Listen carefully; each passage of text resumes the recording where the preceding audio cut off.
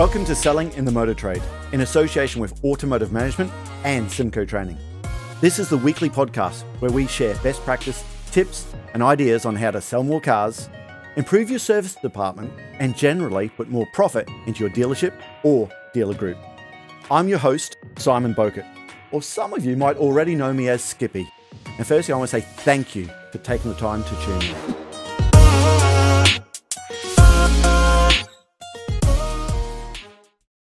So can I ask you a question? There's lots of people listening to this, and we interviewed Umesh recently, and I'm going to ask the same question I asked him.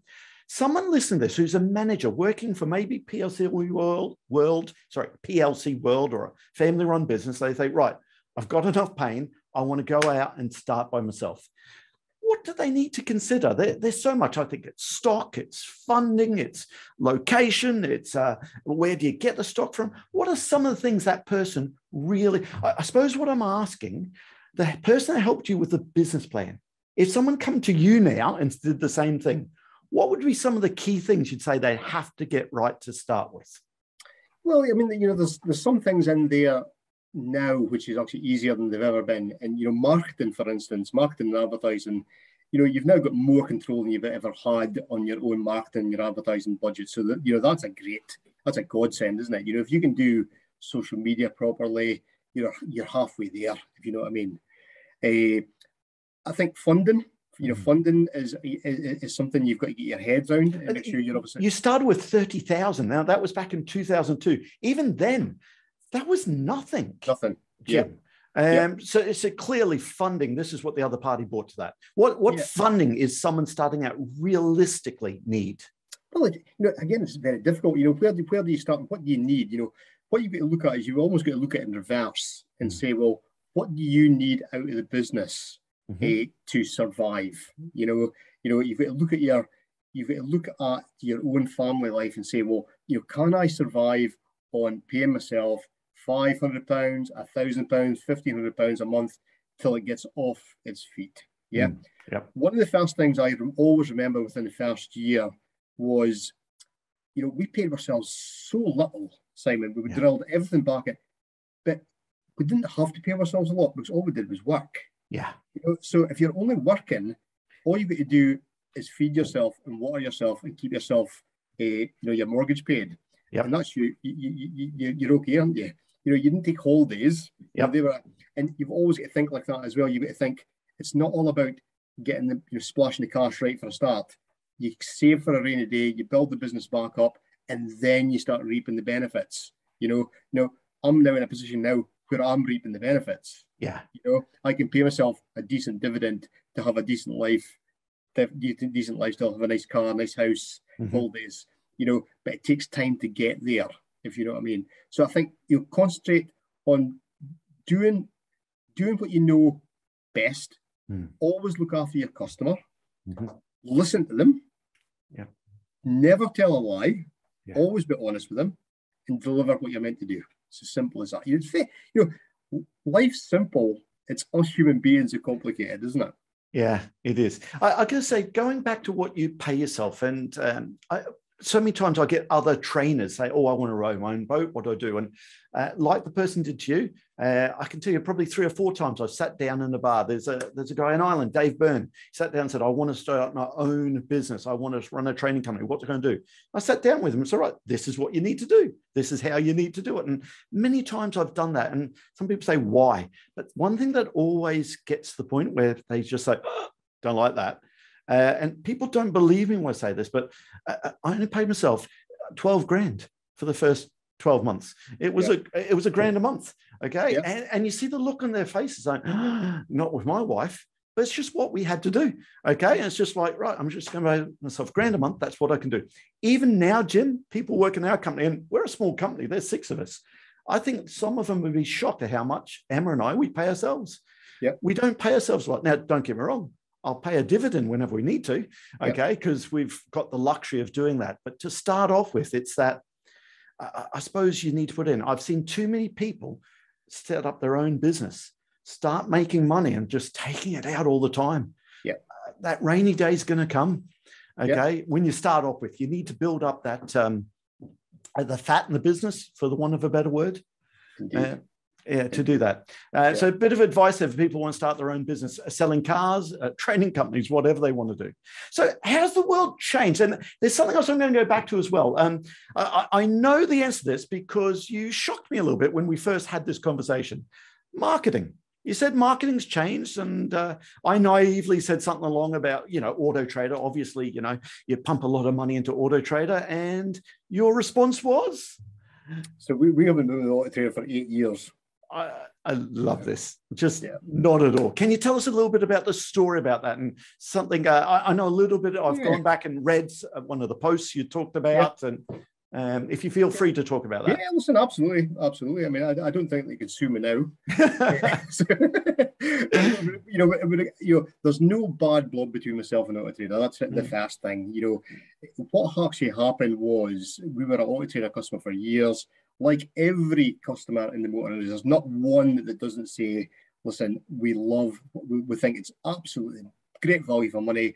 You keep putting your prices up every year, 12% or whatever it is every year, because you're doing a fantastic job. And the products you always give, you give us first shot of them and get us to test them and whatever.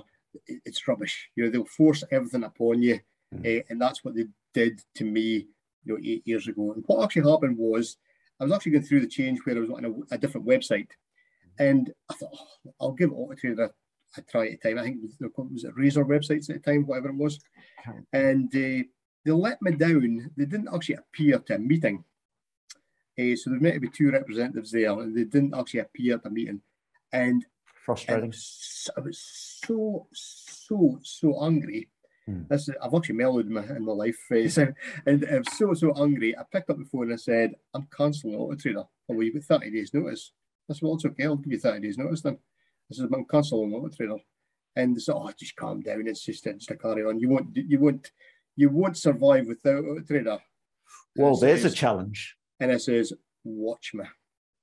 So that was the first thing. That was the first thing. So that was as arrogant to say that you won't survive without us. You won't survive without us was exact words, and that was just, for me, it was a red rag to roll, and I was making to make sure that was not the case. Yeah. And I suppose the long and the short of it, the Auto Trader open letter, which I actually sent out, was likely about 2 years after that, but it was because we were part. I mean, I think you may have actually said, but we started up a forum, which is before obviously all the Facebook groups, things like that. And it was called Twitter Car Dealers, and we got to the heady heights of just under 1,000 members on there, and it was a forum only open to car dealers, some suppliers, and this sounds like the embryo to the IMDA. Then we'll talk about that in a second, if that's all right. Yeah. And they were all complaining about Auto Trader prices going up. They're all complaining about, at that time, Zuto loans, because they're obviously trying to get a bit of the meat off our finance and so on. That was my finance, because I was in the cairn. I was now in it. But I was listening to all this, and I said, "Look, I'm going to write a letter." And what I did is I posted it on. I think I'm going to put this letter onto LinkedIn. What do you think, guys? And somebody helped me edit it a little bit. And I just popped up on LinkedIn. It was an open letter to Auto Trader, and it was written in the. If you, I think you've maybe read it now, Simon. But if your listeners haven't read it, you should actually read it. Yes, it's on my LinkedIn profile. It's under one of the articles. Please, guys, go and have a look at Jim Reid's LinkedIn profile and get this letter, okay? And it really is a good read, okay? And just please listen. But go on. Sorry, I'm cutting you off. It's written in the form of a love letter. So it's like being a jilted lover, and falling out of love with you, so on and so forth. And this letter, I didn't expect at all to do what it's done. It's done 100,000 views, whatever it was. I was contacted with people, I was fending off. My phone was never off the hook yet. It's unbelievable. People agreeing with me, boycotting Auto Trader, doing this, doing that, and whatever. And it just got the crazy. People from Canada and America, and obviously they think it was Auto Trader across there, which was seemingly they were owned by Cox Group, I think it was at the time, and I don't know if that's still the case or not. And still the Auto Trader name was coming up with that as well. So it was a great thing, because I met so many people through that, like-minded people through that. And that was one, if not the catalyst for the IMDA. Okay. Because it was at a car dealer magazine down in Silverstone, one of their expos that we actually we were lucky enough to get Andy Entwistle managed to get us an office, and must have been about 30 dealers packed at this little room, and we did a lot. It wasn't organised at all. We just had a discussion. What you'll think about this? This is what we're planning to do, and within 3 or 4 weeks with the IMDA up and running. So. Great. Listen, while we're talking about the IMDA, okay, so you're going for 5 years now. Have I got that right? 2017, I think it was. 2017, yeah. okay. Yeah. So 2017, I was going to ask why the IMDA, but this sounds like it was the start of it. Can you talk us a little bit about what are some of the greatest hits that you've done with the IMDA? I understand the first lockdown, you've lobbied the government. I thought it was Sue Robinson who did that, but I understand. Can you tell us a bit about the organisation and what you're doing and why dealers should really come along and speak to you guys? Yeah, so I mean, it's run by dealers. That's a great thing about it. It's run by dealers for dealers. We take no money out of this at all. In fact, for a start, we all put £1,000 in. That was our commitment to get it off the ground for a start. And it's there for dealers to use. It's completely free of charge to join. And if you're a bona fide dealer that looks after customers, you've got to have good reviews on your website. Or on Google or Auto Trader or whatever, you've got to do the job right. If you're not doing the job right, this is not a way to get free, low data, advice. This is about doing the job right and only needing advice if you feel a customer is taking the mick or you're a wee bit unsure of things. But we'll look after car dealerships right across the UK. I think from memory, there's about 800 members, bona fide members actually on there. And there's special deals that we've set up, or Gareth set up with suppliers, or what we now call partners. And, one-off deals, exclusive deals where you can't get anywhere else. And that can be marketing, that can be social media, that can be advertising, websites, all these different suppliers on there as well. But we also want to be the voice. We want to be the voice for the independent, because that's what we felt was missing. Especially in that days of Auto Trader, there was not a voice out there to say, look, we're going to stand up against Auto Trader. There was not an organised voice. There now is. There now is. And I'm not saying it's a battle against all the big guys, but what we always found was the little guys subsidised the big guys when it came to advertising. I remember speaking to Dash Gupta from Marshall, well, ex-Marshalls now. Just hot off the press, isn't it? Yes, it is, yeah. And, I said, this is what we pay, this is what the average dealer would pay per car for their Auto Trader, and he just laughed, and that's enough, that's enough for me to say, well, listen, that, you're a fraction of the price. And yes, I agree. It's all about numbers. It's all about getting numbers out there. But the reality is, if they lowered this price, they would get so much more vehicles. If they want to be the leading site, and my view hasn't changed over the last 6 years since that letter, if they want to be the leading site, which they are, because there's no really competition out there, but if they want to have every single car advertised in every dealership in the UK, they can do so and make so much more money by lowering the cost. So you're still not on Auto Trader now, or have you gone? No. Okay. So what have you done to replace that? Is it all local business? Is it old? I'm going back to newspaper advertising. So what we did leading up to that, that departure was, because it wasn't it was that let down of the website meeting that actually was the camel that broke the straw that broke the camel's back, isn't it? But leading up to that, we were doing a lot of research. So every customer that came in, or every phone call that we actually got, not people that actually we dealt with, not the quality of the customer, it was down to every single lead that came in. And we would check with every single person that came in, where do you see our advert? Yeah. And we didn't put the word Auto Trader in front of it. We didn't say, did you see that in Auto Trader? Because the answer would be definitely yes. Yeah. Where would you see it? Even if it was Auto Trader, we'd say, are you sure you saw it in Auto Trader? Was it only Auto Trader you looked at it? Well, when we looked at motors and so on. We also did the good old postcode thing, where you actually match the postcode with the sales. Yes. And what we found was we were on Motors and eBay at the same time as well. And they were a fraction of the cost, obviously, of Auto Trader. And what we actually found at that time, Simon, was that people weren't going, not only on Auto Trader, they were going to Motors and eBay as well. And I thought to myself, well, if I cut out the big one, the big cost, they'll still find my cars. It may take a little longer, but they'll still find my cars. And that was the proof of the pudding, is the fact that we're still in business to this day. So to get this right, the consumer goes to Auto Trader, then eBay and Motors. They were going to all three anyway. Yes. Yeah. Okay. Because the postcode was shared everywhere. Yeah. You know, so I would go and say, look, these are the postcodes, and Auto Trader would come back and say, this registration number, Jim, that postcode bought because they saw the car on our website. Motors would say the same, eBay would say the same. Yep. so the reality is, you know, you can't all claim the sale. So the thing is, you know, you're all a lead, even though it was the last one, maybe, or the first one that, you know, came on, they've all looked at them. So the reality is, if you take one out, I was left with two for a fraction of the money for the one. That's how I looked at it. Well, and that's gone back a few years, obviously. And yes, we've done majorly, you know, we were very lucky to be in and understand and got to understand social media and how social media works as well. And, you know, Facebook, for instance, for us, is an absolute massive player for us, you know, when it comes to not Facebook Marketplace. I'm meaning, you know, using Facebook properly with the posts and the stories and all the good stuff and the content on your Facebook page. That's that reputation that we're talking about before. That's what people know of you.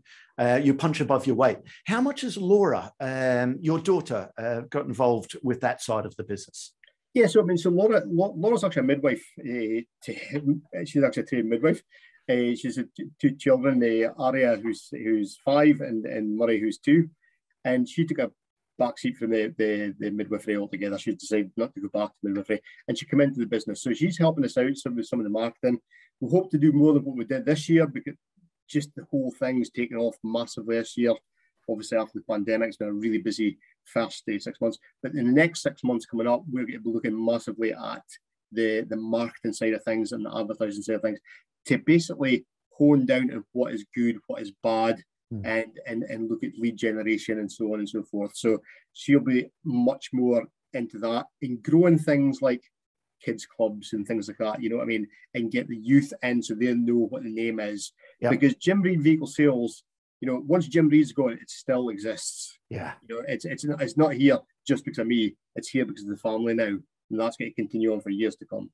Well, also, Jim, it must have worked, because guess what? That was 6 years ago that you said goodbye to Auto Trader. They said you're going to fail. You're still in business, so I take it.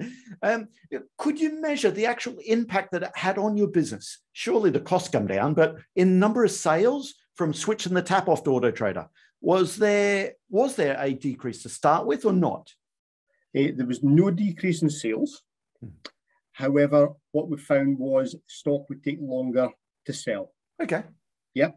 So it would take, on average, 10 or 15 days. I think it was 10 or 15 days at that time, slightly longer to sell. So about a half a month more to sell. So that had an issue with your stock turn a little bit. But it wasn't the end of the world, because you're still selling, you're still selling at profit. Maybe slightly less profit than you actually were, but you're still selling the numbers. But the cost saving alone outnumbered, obviously, what you were maybe taking the cars down by, if you know what I mean. Okay. Yep. So it balanced out far, far better. You know, at some points, you know, even just a few years ago, you know, our marketing, our turnover is 10 million plus a year now. That's the size we're at now.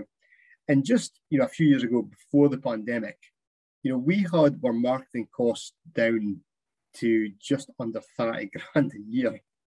You know, all our marketing and advertising website costs under 30 grand a year. Yeah, that's sensational. Absolutely sensational. Okay. So moving on then, getting stock at the moment. I just want to get your views, because you're really at the sharp end. Supply of new cars. We know semiconductors and wiring looms and all of this has been an issue. It's starting to come through. We know that some of the Korean manufacturers, they had stock. I understand at the moment some of the German manufacturers are hit the hardest. Other than Land Rover, I believe Land Rover's hit very, very hard. And can I ask you, what impact has had on the independent? getting stock? How do you find stock? How hard has it been? We know that used car prices are going like that. I understand they're leveling off now. I just want to get your views on where do you think the whole stock situation is going to go from now to the end of the year? Yeah, it's a really good question, and one I don't think anybody can answer completely without a crystal ball. I do firmly believe that anything that is increases in level of value like this will do a decrease in the same kind of aspect over the same or similar kind of period. It won't drop off a cliff. It can't drop off a cliff because it's, the motor industry is a very simple model. It's all about supply and demand, and that's proven its point over the last 10, 12 months, isn't it? Yeah. Prices have weakened. There's absolutely no doubt about that. February onwards has come down, and certainly the prediction is still to come down. So we're now chasing our tail a little bit. So it's not so easy to take something into stock, not get it prepped, and then still make $4,000 in 2 months' time. It's not like that anymore. You've got to be a lot sharper with your stock turn and getting that vehicles ready quicker. And that's what we're actually looking to do. And if there's any bit of advice at all to give the motor industry out there, the independents, is get the stock turn done really quickly. Get the cleanest cars you can back in your forecourt as quickly as you possibly can. Instead of paying £500 less for a car that needs £500 of paint, which you get off your forecourt for 2 or 3 weeks, get that cashed in as quickly as you possibly can. Take the one that's £500 more, we need no paintwork, and get it turned within that 2-week period. I think that's the best way to do it. But the prices will come down and gradually. The supply demand thing will still be there, I think, for another 18 months, potentially 2 years, I think. Yeah, I think you're right. The experts saying on the new car stock coming through, what's going to happen. And the other thing is, I find in dealer group world, PLC world, that there might be some managers, no disrespect to themselves, but they haven't had to be on the ball with looking at stock turn and getting their stock turn up, and because it looked after itself over the last couple of years. It really did, didn't it? Well, the thing is, you're not worried about something that's going up in value. Yeah. Why would you, tuck it away in the corner? It's not a problem. Listen, it's going to be £1,000. It's going to be worth £1,000 more in a month's time. Just leave it there. It's not a problem. Just don't prep it. If it sells, it sells. If not, it's not an issue. When it's coming down by £1,000 a month, then you're in the sharp end. Completely different ballgame altogether. And we're a way to relearn the motor industry. So all these guys have been making money over a very short period of time, and maybe even entered the motor industry at this point in time, are awaiting a very, very sharp rude awakening. Well, this brings me on to the next conversation. And people listen to this podcast, I've kind of done this to death, okay? And I had the person who does the editing, they said, are you going to talk about that again? But I think we have to. And that's the kazoos of the world, okay? And we've got the cinches of the world and whatever. And it's quite funny. Today, as we're recording this, they've just come out that they're going to axe 700 jobs. The share price is 87% down from when they floated. They've got to make 200 million savings a year. They don't know if they're ever going to make profit. But one thing I've seen in this report, they were saying that they're actually making an average profit per unit of 500 to 600 profit per unit over the last 2 years. And Jim, you've just said wow there, and wow is exactly the word. I take it you were making a bit more than that out of the cars over the last couple of years. Substantially more than that, yeah, absolutely. So the reality is when something is in short supply, why throw it away? Yeah. Why sell a £10 note for £5? Because just now you can get £20 for a £10 note. Yep. Why would you sell it for even a tenner? Or £12, you can get 20 quid for it. So pricing, all I wanted to be was, I think they had to, my understanding, and I'm not a genius when it comes to obviously these big corporations, but my understanding was, from an investor's point of view, they've got to see the throughput of these vehicles. So they had to see the increase from, it'd be 3,000 cars a year to 10,000 cars a year to 30,000 cars a year to 300,000 cars a year, whatever it is that they go up by. They've got to see that. If they don't see that, because it's all a numbers game, because the £500, £600 per unit, times that and double that and treble it and, times 100 times that, it's substantially more money, isn't it? So you can get away with the small margins, but you've got to play in the volume game. If you don't have the supplies sorted out for a start, yes. that is why Kazoo is going to fail, yes. I think, and why Cinch will continue to be in business. I think because so. you've got the supply. And I know, again, that has been something that's been said time and time again, but that is the basics. You've got to have a supply. You've got to have an inlet as well as an outlet. Yeah. Simple as that. Well, the Kazoos of the world, they've got 400 million in cash. They've got the stock that own 2 million. So a couple of things I look at there is, number one, where are you going to get your supply from? Okay, they haven't got a We Buy a Car or a Marshalls or a BCA auctions. They just haven't got that. I think, I'm no expert here, but where are they buying a dealer group? You think they must be buying a dealer group or something like that to get the access to stock, or maybe they're going to focus on European markets, that maybe not the UK market. It's be interesting to see that one, to how it plays out. And you did say you think they're going to fail. I'm not sure, but I've got to tell you, I'm with you on that one. I'm just not sure if they can't sort that bit out. I just don't know. Or the other thing is, in the same article, it was in Car Dealer. I know James does a very, very good job in Car Dealer. They said they want to make less profit per unit, bring that down. And it ties in with what you're saying, because they want to sell more units. So they can say to the investors, we've now got 50,000 units a year we're selling. Maybe their whole business plan is to be like Amazon, lose money for the first 10 years and then make a lot of money. But I can't see how they can get the supply issue sorted yet. The supply is the main thing. And this, if it was not an issue with supply at all, they would succeed. Yeah. Absolutely would succeed. Because what they're trying to do is, the USP is to make it as easy as possible online for the customer to buy at the cheapest amount of money they can advertise the vehicle at, and obviously still make profit at it. And that's what their business model has been. Now, if you take out the supply section of that, they can't feed the market. Even though there's a demand, they can't feed the market. It's very simple. You know, motor industry is very simple. It is supply and demand. Yeah, it is. And if anything's proven it, it's the last 2 years. So true. So true. The other thing I know, and again, for people listening to this, sorry, we may have done this to death there, but it just fascinates me what's going to happen. Like a 7 billion company floated for, and it's just madness. The amount they were losing, I think they've lost 616 million or something year to date. Maybe that's since they started. Someone will give us a text, or I'll definitely get an email saying, no, it wasn't that they've lost this number. Okay, which people do tell us all the time, no, you got that bit wrong. But I tell you what, I think it's changed the landscape about how people are willing to buy. Actually, are they disruptors? No. Actually, there's not a lot they can do that I guess that, Jim, you and your team can't do. No, absolutely not. And, you know, in reality, if you want a car bought from me, Simon, you know, yes, you'll have to pay for the delivery, but I'll get it delivered. But I'll tell you what, the car will be 100% immaculate when it gets down there, and you will not be rejecting the car, because it's going to be fantastic. It's going to be as described, because we've done the walk around video. We've spoken you through the whole thing. Personalized it. Personalized the video as well. You know what the customer's looking for. Absolutely. And guess what as well, is if there's an issue with the vehicle, we will actually contact a local dealer to you and make sure that you're looked after, and they deal with us, so it's nothing out of your pocket at all for the warranty. So you're laughing, aren't you? Would you rather have that, or just a driver just turn up and take this car off the trailer for you?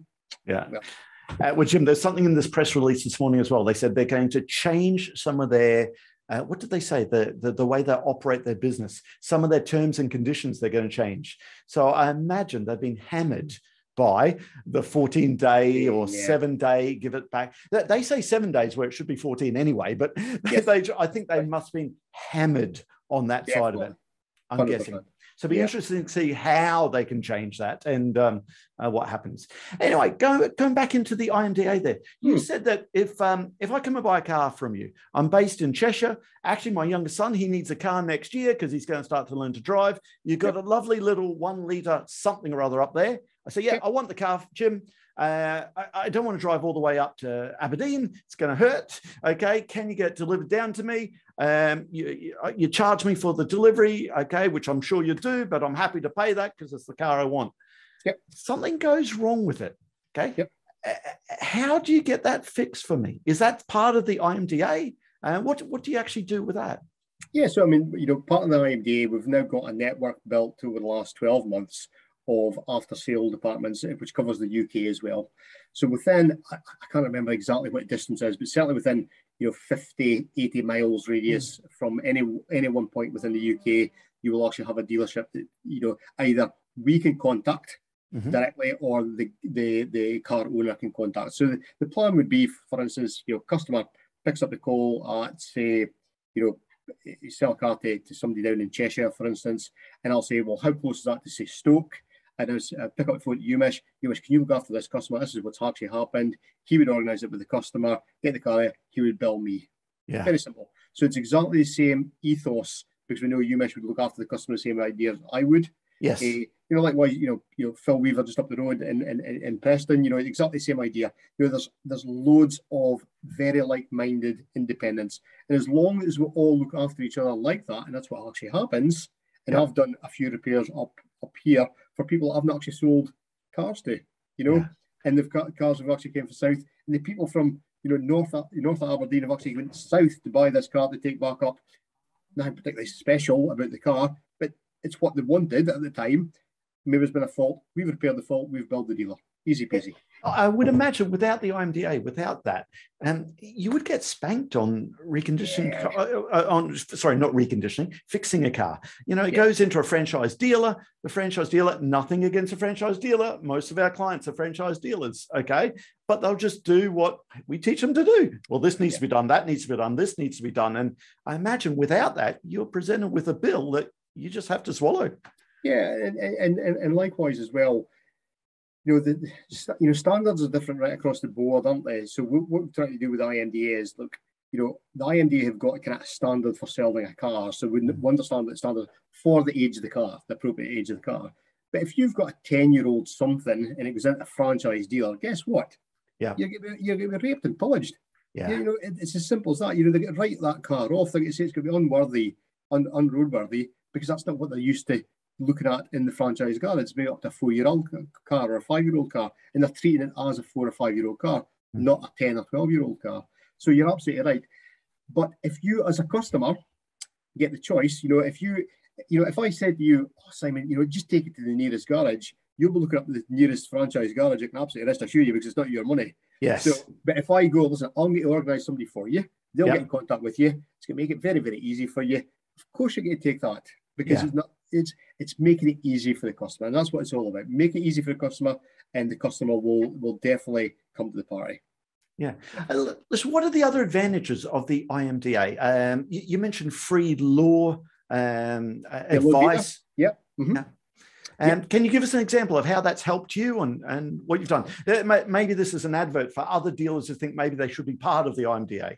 Yeah, so there's a couple of occasions that I can actually remember that I've used Graham Jones at Law Data. It's Graham that actually does it. So he does 2 hours worth of free law advice over the phone within the membership, for a 12-month period. It doesn't sound a lot, but sometimes it's just that if you're unsure about something, we had circumstances just the other week where we'd sold a car over the phone, we'd taken a deposit over the phone, or online, I think it was, and then we followed up with a phone call. We didn't want to deliver the van down to the guy. So the guy said, look, I'll tell you what, I'll come up and drive it, check it over first, and then I'll pay for you when it's here in totality, so I know that the van is right, because it's quite a specialist van, one of these MSRT Ford Connects. The guy loved the van when he got here, come up with his dad, we took him off the train in Aberdeen, and came, test drove the car, no pressure at all, did the whole deal, he paid, drove down the road, absolutely delighted. Didn't hear from him for 3 or 4 days. He then picked up the email. I was going to say the phone, but he just emailed one of my guys and said, I'm going to, can I exercise my refund right within the 14 days cancellation period? Nothing to do with you guys, nothing to do with the van. It's just that I'm getting a bit of earache from my wife about the van that I've selected. It's far too low for the good. So, it's buyer's remorse. That's what it is. And there's that sudden kind of rush to the head. What do we do? He picked it up physically, right? He did, yes. But there's a bit of confusion with regards to the fact that he's actually put down a deposit. online. So the fact that okay. he's actually put down the deposit online, it's still treated as a distant sale. Okay. Because that's part payment. Yeah. So regardless of how part that payment is, still part payment. Okay. So he's still got the 14 days. Now we gave him the 14 I've learned days. this now. Yeah. Yeah. So we gave him the 14 days. We gave him that, letter to say 14 days to cancel on the day he picked it up. Yeah. So he's got 14 days from that point to reject that vehicle for any reason. And he was going to take that up. However, because he said there was no fault with the vehicle, and because he took it from us, he had to return it to the place he picked it up from. So we said, listen, that's absolutely fine as a customer. And we got the advice from Graham. We are allowed to charge 45 pence per mile for the distance you've actually travelled. So that's there and back, which would have been, they got to 1,200 miles, whatever it was. Yeah. And he would have had to actually get his refund for his road tax himself, once obviously the V5 and everything come through. So he just said, look, I'll tell you what, I'll just sell the car down here, the van down here myself. So all the pain gone, just because we found out and we knew what our stance was. Yeah, I'm glad you said that, because I would have thought, well, he picked the car up physically. That doesn't qualify, but it's a part payment, so it absolutely does. It's an absolute minefield. It is a minefield, but this is something a dealer just has the ability to pick up the phone, speak to Graham. Yes. And it's not just hearsay or speaking to someone like me who's obviously got it wrong and falling down a bit of a trap. Yep. Yeah.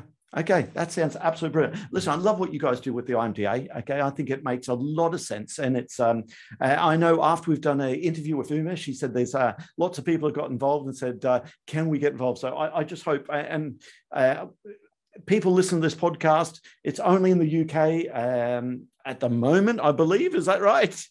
It is indeed, yeah. I mean, there has been. I mean, there's been so much interest from the guys in Northern Ireland, which is obviously part of UK. Yeah. I think the next step is potentially Ireland, because there's obviously a lot of the guys across there. Yep. The Northern Ireland guys, they're fantastic. They've almost got their IMD in their own, and we've almost thought about regionalising the whole thing. Yep. And we're going to do these master classes again in the autumn and winter time. We'll regionalise them, so we'll do one in Scotland, one in Midlands, one in South, and one across in Northern Ireland as well. So that's something to look forward to as well. Cheeky question then: what's the difference between your organisation and the other organisations in the UK? You've got other organisations out there that do similar things. Yeah. So I think for instance, I am a paid-up member of the SMT, the Scottish Motor Trade Association. I think because they get, I pay £800 a year for that.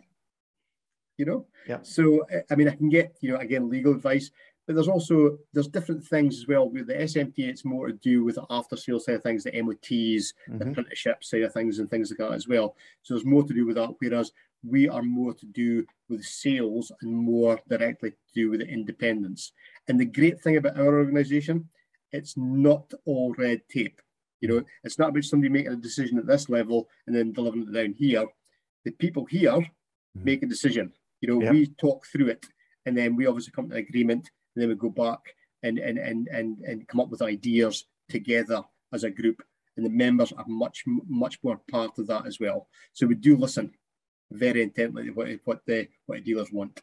Love it. Love it. Well, listen, this podcast is all about sharing tips and ideas and best practice to sell more cars, make more money, improve more hours in the service department, sell more parts. Can I ask you, is there any tips or advice or any nugget of information that you'd like to share that you think, I wish I knew that when I started? Anything that springs to mind? Is there any nugget? There's bound to be loads of nuggets out there, isn't there? I think we're all very bad at selling up, if you know what I mean. And it's kind of frowned upon now that you sell inclusive, so you be very careful of that as well. I think advice-wise, and this is maybe not answering the question, Simon, but what I'm a great believer in, and this is maybe why I'm not going to die a millionaire, but I think we're all very guilty of how can you put it? Chasing the pound. We always look at the profit. Always about the money side of things. How much money you've made against that deal, how much money you've made that week, this month, whatever. If you turn it on its head a little bit and you say, chase the experience. You chase the delivery of the experience to the customer. The money comes, Simon. Yeah. The money is a secondary thing. The money is the payment for delivering a service. And if you think of it like that, you'll have a different mindset altogether. Don't chase the money. Don't look at customers. I was always told, when I was getting trained when I was young, those are pound notes walking about out there. I don't see that. I see those as people with stories who are friends, potential friends, who will come back and look after you. And those are your repeat customers for time and time again. If you treat them like bags of money, guess what? You'll only sell one car for them. You'll never sell a repeat. You'll never service the car ever in their lifetime. You've got to look after them. You've got to be repeat. And if you don't have repeat, you're always filling auto trainers' pockets to try and top up that new customer leads. That's why I don't have to. Great advice. And I've got to tell you, I see that on your website. You look at your website, you see all of your team there. Okay, I can see it's a family business. You've got Gail, you've got Liam there, you've got Laura, you've got so many other people there. But I think you can see your team there. I think people do buy people. They do. 100%. They buy. Was that part of your decision to put your name on the business to start with, Jim? That goes back right for a start, and when I was, I had so many different names of what the business could be named and whatever, and it's a really exciting time, isn't it, when you're thinking of a name for your company. And this guy actually said to me, he says, Jim, the best, he says, you look after your customers. And I says, yes. He says, well, if you look after your customers, use your name. It's the best thing you can ever do. He said, because you can't hide from your name. If you look after your customers, it forces you to look after your customers, your name. And it's so true. And the amount of times I've actually said that when customers are kind of a bit undecided, I would say, look, I'm not here to rip you off. After all, it's my name that's over the door. It's my reputation that's on the line. It's my name that's going to be tarnished. Would I do that if I was going to, would I rip you off just to tarnish my name? I wouldn't do that. Yeah, so true. You get my point, isn't it? Yeah, love it. Absolutely love it. Well, listen, I've really enjoyed this conversation. Jim, how do people get in contact with you? What's the easiest way for them to reach out and find you if they want to buy a car or talk to you about the IMDA? Yeah, I mean, email address. I can give my email address, my phone number. My email address is jim@jimreidvehiclesales.co.uk. My mobile is 077 87 587 422. And if not, if it's a bit more indirect, and I would love, I never turn down a follow on LinkedIn. I think LinkedIn's a fantastic social media, and I'm often on there. I haven't been on lately because I've been so busy, but I think it's a fantastic social media to be on. So LinkedIn, just look at Jim Reid, and on LinkedIn you'll find me there, and just follow me there. Something else to share with the people. Before this interview, I reached out and had a look at Jim's website, do a bit of research, and I had a look at the complaints procedure. And the complaints procedure is Jim Reid's email address. There it is. Okay, Jim Reid's phone number. I want to know about it before you go to anyone else. And I just love that. That's that whole look after people. That philosophy definitely comes through. Let me just finish on that point as well, Simon. Okay. We train our guys. The last thing that they say at handover point is they're shaking their hand at the handover of their car, and they will say, and they'll look them in the eye, the customer in the eye, and they'll say, if there's any problems with the car, tell us first. Not your neighbour, not your friend, not your spouse. Tell us first. If you don't tell us, we can't help you. Tell us, and we will. Love it. Absolutely love it. I've really enjoyed this conversation. Thank you so much for it. And I look forward to seeing you. Brilliant. Thanks for the opportunity. That just leaves me to say that all details of this episode and other episodes on the selling in the motor trade can be found on our website, symcotraining.co.uk. Go there to get a copy of our book, Words That Sell Cars. Go there to sign up to a free trial of our Sales Fitness online sales training program. Easiest way to get hold of me is Simon Bowkett through LinkedIn. Thank you.